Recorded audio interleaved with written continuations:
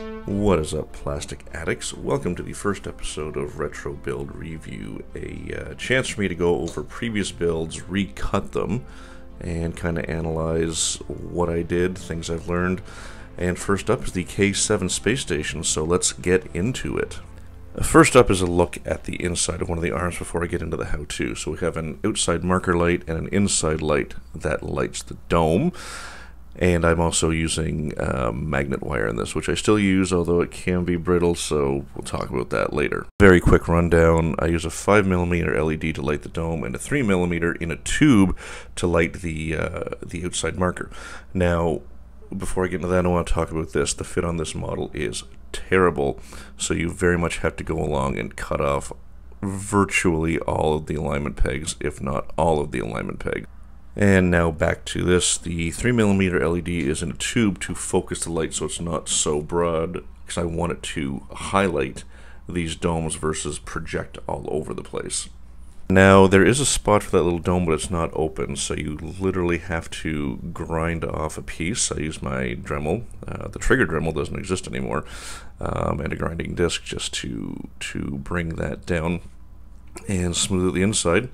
Then a 3/16 drill bit to open up a hole. Doesn't have to be the same size as the 3mm tube, it can be smaller, and just pop right through the plastic. It's a bit thick, but you get the point. There we go, hole is opened. The 3mm tube is next. The 3mm LED fits right into it, so you don't have to do any modification, which is great. However, you do need to shrink the tube down. I go about an inch or so. It seems to do a pretty good job of focusing the light. And then if your cut isn't perfect, you're going to want to sand that down. Next up is the LED. We're going to go ahead and pre-tin the 3mm LED and the 400 ohm resistor. This is to get solder on the leads so you can assemble it much easier. And there we go, she is put together and ready to go. Talking about the magnet wire again, this is 30 gauge. It does have an exterior coating. I found it easier to actually burn it off and then use some sandpaper to clean up the carbon and get a nice good surface for tinning and soldering. Here's a look inside. Now I was working with the 3mm LED, but this is showing the 5mm installed with magnet wire run, and you can see I've already installed the tube for the 3mm LED for the outer marker light. And here's another look at what I showed at the beginning. Lights are in, and you can see the results. So I did this build back in 2013. I was doing a lot of experimenting, so I actually tried my own boards using 555 timer circuits that I got from Model Man Tom, who doesn't seem to be around anymore. And of course I used a test board to build the circuit, and then here's the board that's going to go inside. So lots of soldering. It's a lot of jumpers and a lot of leads, capacitors, resistors, whatnot. So this was a fun experience, but I wouldn't do it again just because of how time consuming it is and the fact that boards are generally very available now and much cheaper to get a hold of. So, but don't be afraid to experiment, try new things, and just have fun with your build.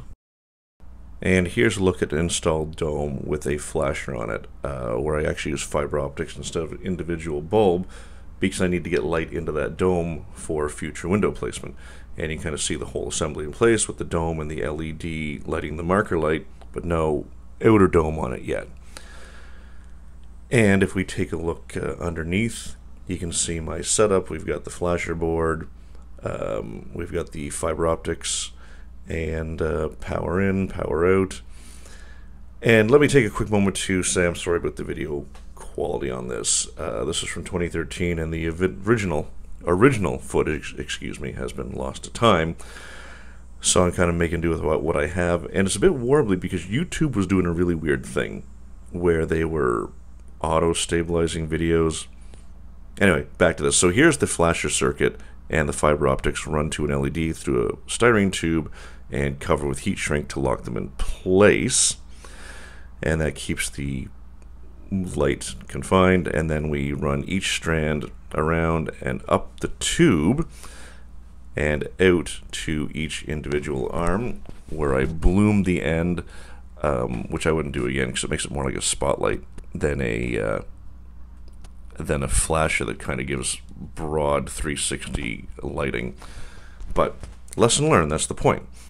And here's another look at the assembled station. Having removed those pegs solved a lot of fit issues, especially the big steps on the arms, but there is joints where they meet the main body in the middle, so that needs a fair bit of filler. Now, I use Addicts, which people have given me a bunch of grief on, because they're like, you can't use a wood filler on your model, but this stuff is great. It goes on pink so you can really see it, and it sands easy, or if you want to keep dust down, you can shape it with a Q-tip or a rag, or even shape it with your finger before it's dry.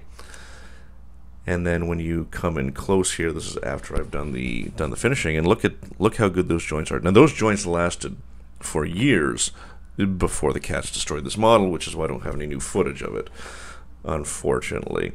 But it is a really good product. I mean, I'd still recommend Spot Putty for most applications, but Addicts, it is readily available, it's affordable, it's super easy to work with, and it's durable and long-lasting, so I've got nothing but good things to say about it and would highly recommend the product. And just a reminder again, because I can't state this enough, remove the alignment pegs from this model.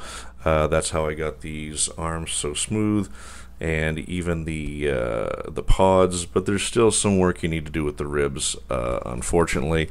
A little sanding, a little sculpting, but if you're prepared for it and aware of it, it makes the process much, much easier. And here we have a look at the model kit with just the domes lit, and a little piece of masking tape right there. So lights off, and you can see that I put a piece there. That's going to act as a window mask, and I got a whole bunch of these to do. Now it turns out the ones I made here are actually too big, so if I ever do this model again, they need to be much, much smaller. Basically, I just used masking tape and a ruler and cut them down to size and just started applying them in a, I don't want to say random pattern, they're pretty much consistent all the way around. As you can see from here up on the upper dome, I left a spot for the K7 Space Station decal that goes on there, but once you get primer paint on here, then these will look like little, well, big actual windows in the model kit. And here's a little jump to the end because I guess I never recorded the process of painting it, which is straightforward. I used light ghost gray and then did the ribs in dark ghost gray with an airbrush, nice thin lines. But as you can see, we have lights on each of the domes, and they end up being way too big, but that's okay. And you can see the outer dome on the marker lights is just illuminated and not throwing a bunch of light like a flashlight, and that was the purpose of the tubes earlier. As for this model kit, I would highly recommend, especially if you haven't lit anything before, because this is a great place to start because it is a straightforward build, easy to light, and you can get a bit more advanced like I did with fiber optics, or not. Alright, Plastic Addicts, I hope you enjoyed this retro build review. Just something new and trying. It's good to go back and look at your old stuff and see the techniques that worked, didn't work, things you still use, things you got rid of, and just kind of look back on old things and take a trip down memory lane. It's a work in progress as I figure out how I'm going to do it, but let me know if I should actually build this kit again now that it's been reissued in the comments. Otherwise, remember to have fun. You're gonna need it.